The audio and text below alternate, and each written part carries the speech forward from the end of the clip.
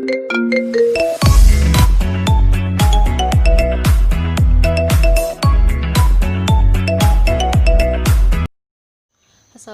warahmatullahi wabarakatuh. Perkenalkan, nama saya Rafiani Rahma, NIM E2019-215.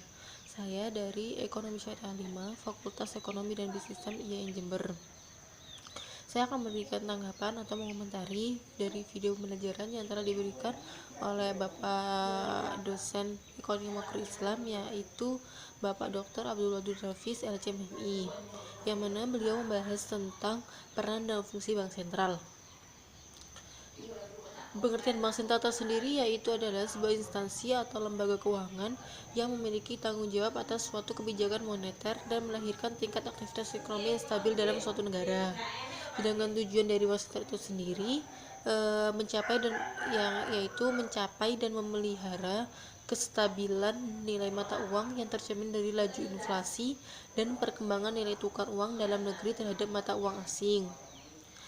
Selain itu, ada juga tugas-tugas bank sentral yang berkaitan dengan pemerintah dan juga tugas bank sentral dalam perbankan.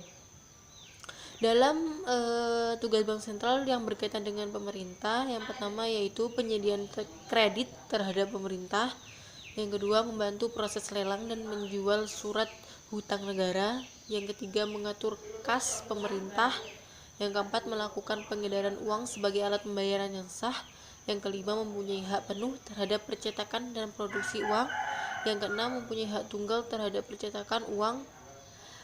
Menurut saya sedikit menambahkan, menurut saya pernah membaca jurnal yang pernah saya baca, yaitu untuk saat ini percetakan uang bukan lagi dilakukan oleh bank sentral, melainkan dilakukan oleh perusahaan umum percetakan uang negara atau Perum Peruri, yang mana perusahaan ini merupakan perusahaan badan usaha negara atau BUMN, yang mana tugas dari perusahaan ini yaitu mencetak uang rupiah mulai dari logam maupun kartal ataupun kertas.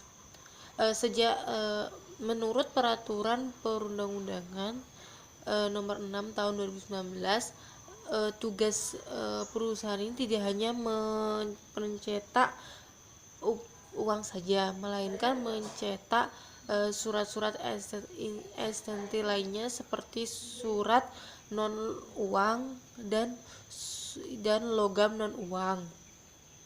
Setelah itu ada tugas bank sentral dalam perbankan.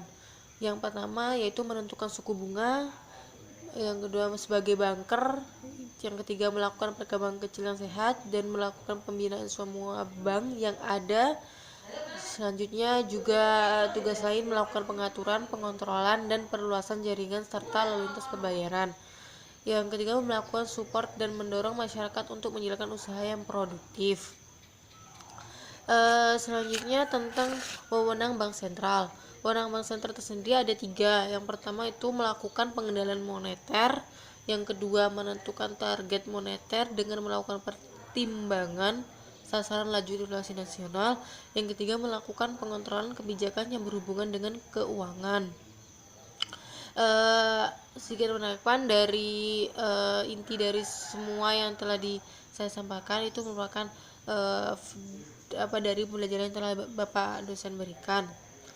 Menurut saya apa yang dijelaskan oleh Bapak dosen itu sudah cukup jelas, malah menurut saya itu sangat membantu untuk para mahasiswa, khususnya untuk saya sendiri yang baru atau sedang mempelajari tentang ekonomi makro secara keseluruhan, apalagi juga dengan ekonomi makro dalam Islam itu sendiri.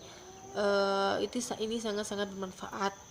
Mungkin itu saja yang bisa saya sampaikan. Wabillahi taufiq wal hidayah.